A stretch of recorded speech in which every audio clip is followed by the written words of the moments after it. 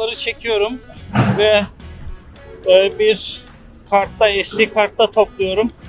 Dolayısıyla bu diğer videonun başı mı sonu mu bu konuda emin değilim. Çünkü ne kadar materyal var, ne kadar çektim kontrol edemedim.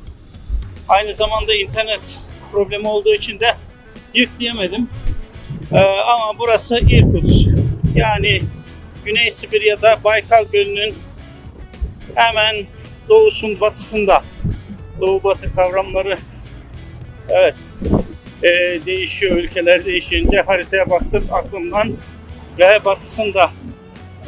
Güzel bir şehir. Şu ana kadar gördüğüm daha çok turistlerin uğrak yeri Baykal Gölü vasıtasıyla. Yani oraya çok turist gidiyor. Zannediyorum tekne turları falan da var. Ben o tarafa doğru gitmeyeceğim çünkü hedefim belli. Ben maça gidiyorum yani. Oyalanma şansım yok. Burası 700 bin nüfuslu bir şehir. Dolayısıyla ortalama bir Anadolu şehrinden biraz daha kalabalık ama bizim büyük şehirlerimize nispeten küçük bir şehir. Fakat şimdi bir ırmağın üstünden geçiyorum. Bu ırmak da Baykal Gölü'ne akıyor. İsmi tanıdık. Nehrin adı Angara. Angara G ile yazılıyor. Aynı Ankara'daki K harfini değiştirince G harfiyle. Tam da bu nehrin adı. Tabii bizim Ankara'da da ne kadar K var o da tartışılır. Tabii Kastamonu'daki G ile G'nin durumu da tartışmalı birçok insan için. Sadece aklınızda kalsın diye böyle bir örnek veriyorum. Baykal Gölü'ne dökülüyor ve Angara Nehri. Planlama yaparken çok iyi çalışamadım. Yani bir takım detaylara giremedim. Burada en önemli sebeplerden biri rotaya karar verememem. Ve bir takım zorlukları olan rotalar. Yani bir önceki turda bu maç farklı bir yerde de olabilirdi. Yani mesela Astana gelebilirdi.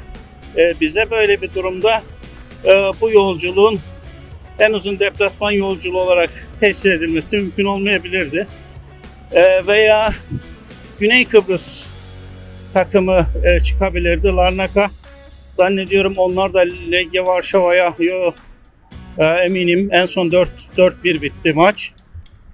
Yendiler. Onlarla karşılaşabilirdik bu turda. Yani Legia Varşova seri başı olunca Larnaka'da onu yenince otomatik seri başlılık hakkı kazanacaktı ve bize denk gelebilirdi.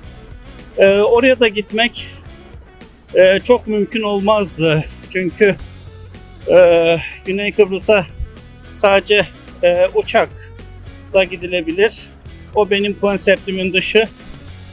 Feribotlarla da özel izinlere tabi. Maalesef Schengen bölgesinde oturum olanlar gidebiliyorlar Güney Kıbrıs'a.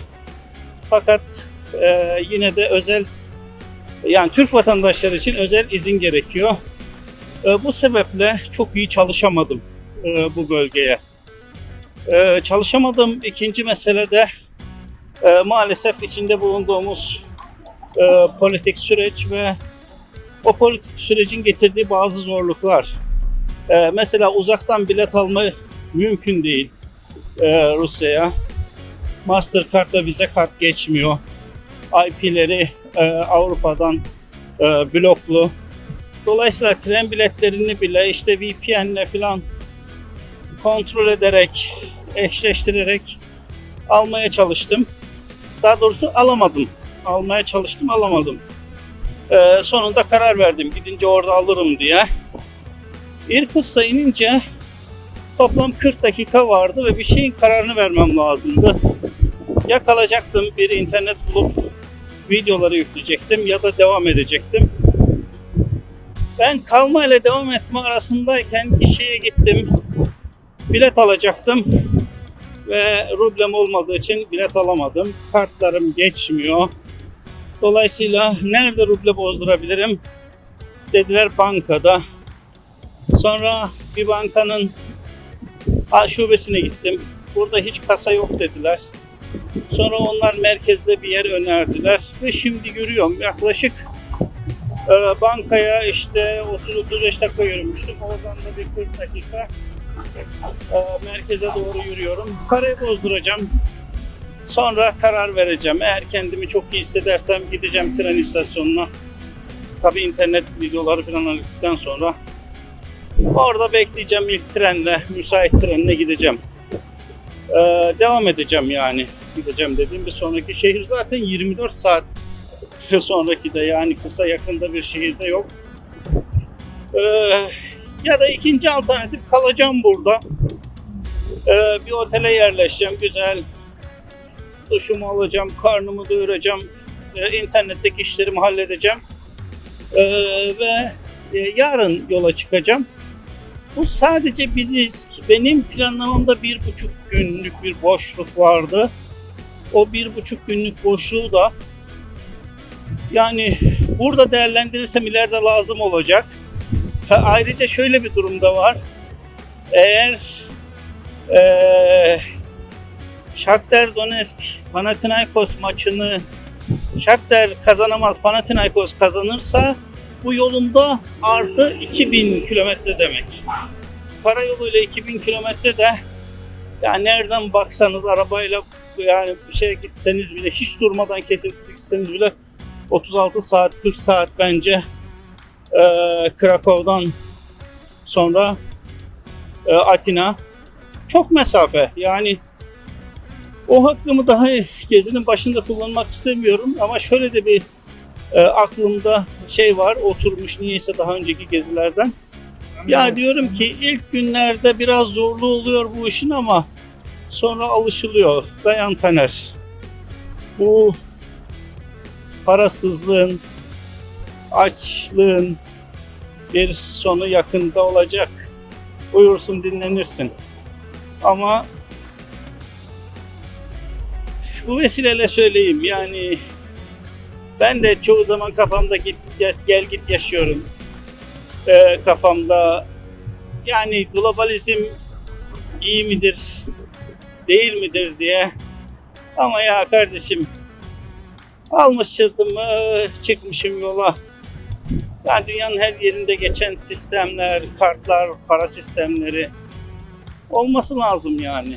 Bu yani bunun bir çözümü olması lazım yavaş yavaş. Tabii özel bir durum. Anlayabiliyorum.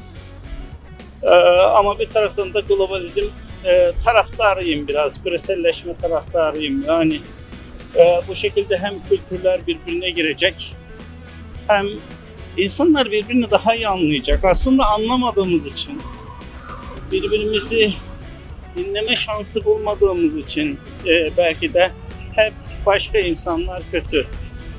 Yani bu kültür farkı ile ilgili de o zaman birkaç bir şey söyleyeyim. Yani normalde hani bizim kültürümüze girdiğinizde bir mekana, mescide, bir topluluğa, kahvehaneye bir merhaba dersiniz. O merhabanın aslında derin anlamı ya benden size zarar gelmez, endişelenmeyin manasında. Ben gittiğim her yerde gülümsemeye çalışıyorum. O merhaba yerine tutsun diye. Çok sayıda Rus arkadaşım var benim. Sonra işte Rusça konuşan Belaruslar var, benzer kültürlere sahip. Yarı Ukraynalı, yarı Rus arkadaşlarım var. Onlar da benzer kültüre sahip insanlar. Eğer hissedersem biri karşımda Rusça konuşuyor, sadece Rusça konuşuyor, bir priviyetimi eksik etmem yani, bir merhaba derim. Fakat bu bölgede gülümsüyorum insanların yüzüne, priviyet diyorum. Tabirimi maruz görün. Ya bayram değil, seyran değil, enişten bana niye priviyet dedi modunda insanlar biraz tedirgin bakıyorlar. Onlar bilseler beni, ben daha iyi bilsem onları. Yani kesinlikle bu kültürler arası diyalog, kültürlerin birbirini tanıması bu dünya için lazım bir şey. Selamlaşsak belki birçok sorunu da çözmüş oluruz. 3 banka sonra paramı bozdurdum. Koydum 30.000 rublemi cebime. Şimdi benden kralı yok. Bir tane de meyve suyu aldım hemen. Çünkü çok susamıştım. Su bile alamamıştım ruble olmayınca. Tren yoluna doğru gidiyorum. Çaprazda bir tane otel gördüm. Otelin sadece logosunu gördüm. Yanında Kiril alfabesinde bir şeyler yazıyor ama tam onu anlayamadım. Ön tarafında. Oraya doğru gidiyorum. Ibiş Otel biraz bildiğim, kullandığım bazı lokasyonlarda bir otel. Dolayısıyla eğer orası gerçekten faal bir otelse fikrimi değiştirir, planımı değiştirir. Çünkü normal binmeyi planladığım, ilk planımda olan tren kaçtı zaten. Problem olmadığı için. Şimdiki trenlerde de yataklı vagon zaten yok. Ama tam istediğim yere kadar da yok. Yani dolayısıyla bir oturup plan yapmak istiyorum. Eğer burası Ibiş Otel ve açıksa, aktifse burada konaklayayım. Bu arada Ibiş Otel ile ilgili de bir hatıramı anlatayım. 2009 yılında Bağcılar'dan öğretmen arkadaşlarla işte böyle İngiltere, İskoçya o taraflara doğru bir gezi planlamıştık. Geziyorduk. Edinburgh'da yaz günü Edinburgh'da bir festival vardı. Oteller hepsi doluydu. Glasgow'a geçelim. Nasıl olsa bir sonraki gün geçecektik dedik. Hem biraz daha ekonomik oteller. Bu arada internetten Ibiş Otel'den rezervasyon yaptırdık. Her şey yolunda yani. Bir de 7-8 kişiyiz. Hani az buzda değiliz ki bir yere sığalım. Yani şey olarak da başka bir zorluğu var yani. Tek oda bulursun da ilk oda bulamazsın. Bulduk Ibiş Otel'den. Hava tabii kararmıyor. Orası malum beyaz geceleri böyle kısmen de olsa yaşayan bir şehir Glasgow. Böyle hafif maviliğin içerisinde otel arıyoruz akşam saatleri. İngilizce soruyoruz işte. Diyoruz ki Ibiş Oteli nasıl bulabiliriz? Nerede Ibiş Oteli? How can we find the Ibiş Hotel? Soruyoruz yani insanlara. Ama hiç kimse bilmiyor. Ibiş Otel sanki Glasgow'da hani derler ya yer yarıldı yerin dibine girdi. Yok. Sonra bir arkadaş dedi ki şeyle soralım. Yani tam adresiyle şeyiyle okuyamadık. Uzattık arabanın camından dışarıya konfirmasyonumuzu. Ha dedi Ibis Otel, Ibis. Şurada. Hemen gösterdi. Tabi İngilizce Ibis'i Ibiş diye telaffuz edip söylersen kimse bilmez Glasgow'da. Dolayısıyla heyecanlıyım. Evet şöyle de hatta çevireyim. Şöyle de. Evet burası Ibiş Otel. Ve açık. Harika. Odaları da varsa daha ne isteyelim ki Allah'tan. Bir de tabii yüksek hızlı internet. Akşam Ibiş Otel'de kaldım. Sabah kahvaltımı yaptım, duşumu yaptım, dinlendim. 24 saat kaybettim burada. Akşam 7'de trenim. Fakat madem akşam 7'ye kadar vaktim var, biraz şehri gezeyim. Belki size gösterebileceğim ilginç yerler vardır diye çıktım sokağa. Bu şehir için Doğu'nun Paris'i diyorlar. Tabii niye bunu söylüyorlar onu birazdan anlatacağım. Fakat tam tarihi yarımadanın aslında burası tarihi yarımada sanki İstanbul'u anlatıyorum gibi oldu. Çünkü Angara Nehri biraz etrafını sarmış, yarımada şekline çevirmiş bazı bölümlerin. Hemen girişinde bir tane heykel var. Bu heykel şehrin sembolü olarak kabul ediliyor. Ama hem ilginç bir figürü var hem de ilginç bir hikayesi var. 1690 yılında bir arma tasarlanıyor şehir için. O arma içinde şöyle bir heykel yapılıyor. Kamerayı size çevirmeye çalışayım. Evet, heykel bu. Aslında ağzında kunduz tutan bir aslan heykeli bu ve o zaman sembolize edilmiş ve bayrak olarak kabul edilmiş. Sonra tabi aslanın ağzında kunduz tutma hikayesi biraz tam oturmayınca bayrağa, şekle, şemale o zaman da biraz heykeli değiştirmişler ve bakın mitolojik bir yaratığa dönüştürmüşler aslında aslanı.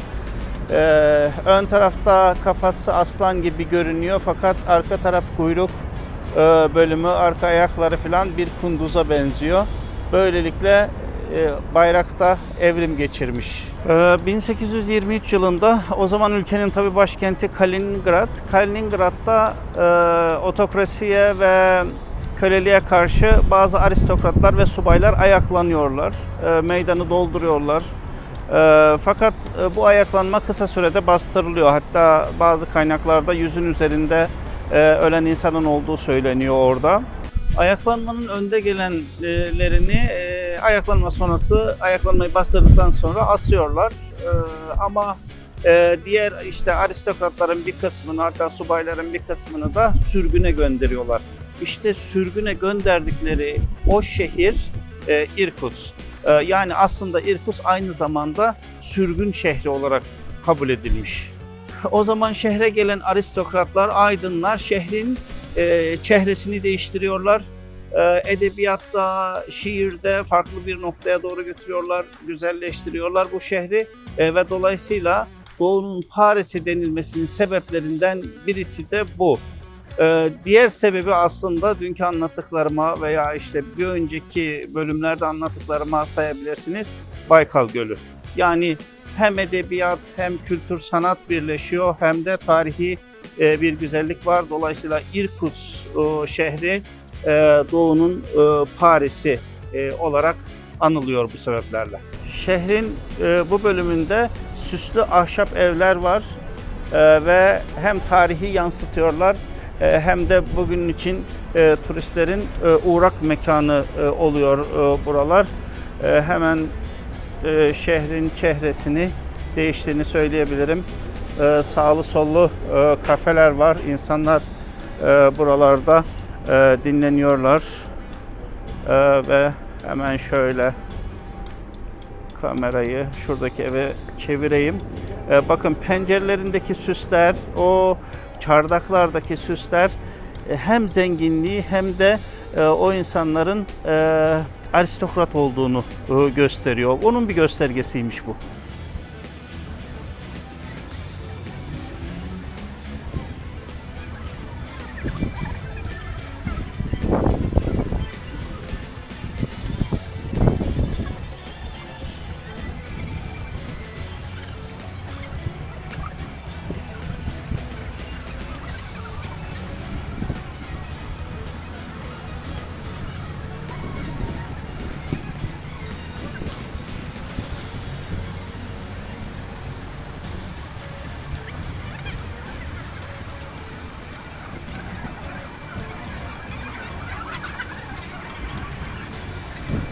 Bu arada bugün Samsunspor'un siyah tişörtünü giydim.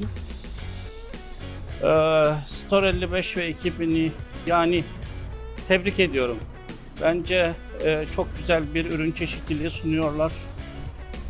Ve Samsunspor'un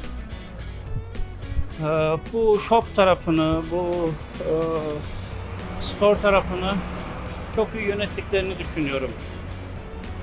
Cansu Hanım ve ekibine de buradan yeniden teşekkür etmiş olayım. Onları yakından takip ediyorum. Bu bir. İkincisi, bu tişörtü siyah seçtim. Bir anlamı var elbette. Samsunspor o elim kazadan sonra kırmızı beyaz olan renklerine bir de siyah rengi ekledi. O günden bu yana da yani çok yakışıyor. Yani siyah renk O yani sırası gelmişken oradaki şehit olan, yaralanan insanları da hatırlayalım. Şehit olanlara Allah'tan rahmet dileyelim. Güzel futbolcular vardı o dönem. Oldukça popülerdi. Malatya deplasmanına gidiyorlardı. Bir cuma günüydü. Hatırlıyorum ben de lise son sınıf öğrencisiydim. Haberi aldığımızda tam kestiremedik ne oluyor ne bitiyor. Yani çünkü haber ilk geldiğinde tam detayları belli değildi. Sonradan ortaya çıkmaya başladı. O kadroda aslında yıldız adayı olacak çokça futbolcu vardı ve Türkiye'de gündem oluşturuyorlardı oynadıkları futbolla, Samsunspor'un yönetim anlayışıyla ve yani birçok şeyiyle örnek bir şehir takımıydı Samsunspor o zaman da.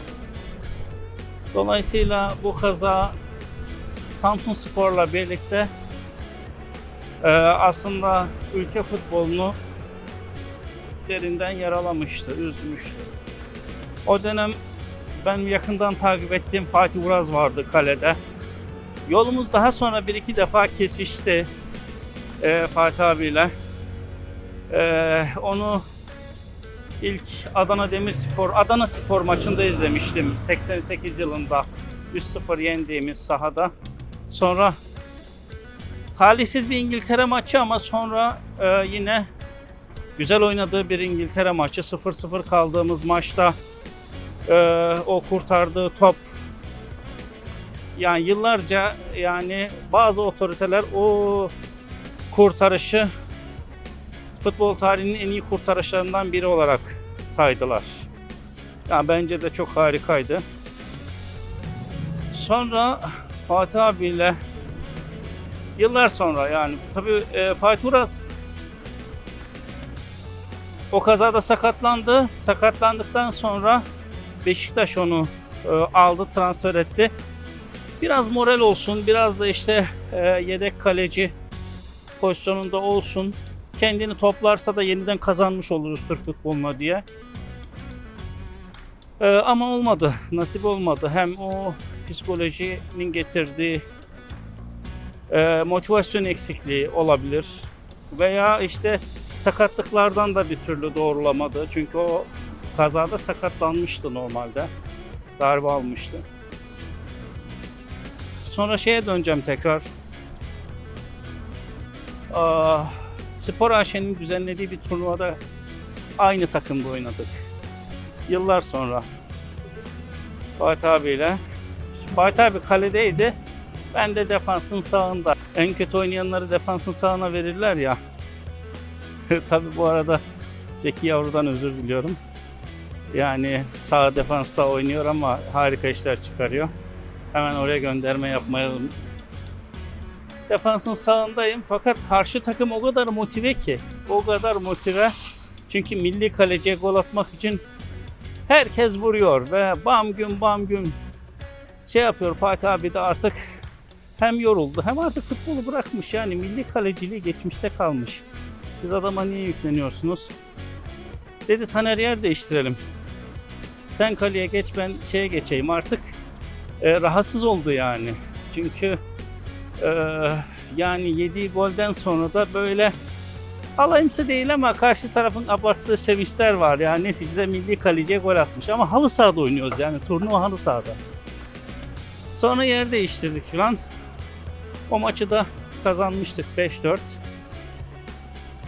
Hatta maçtan sonra da Kazım Kanat rahmetli kenardaydı. Onunla da sohbet ettiğimizi falan hatırlıyorum. Fatih abiyle daha sonra hiç iletişimim olmadı ama uzaktan takip ettim.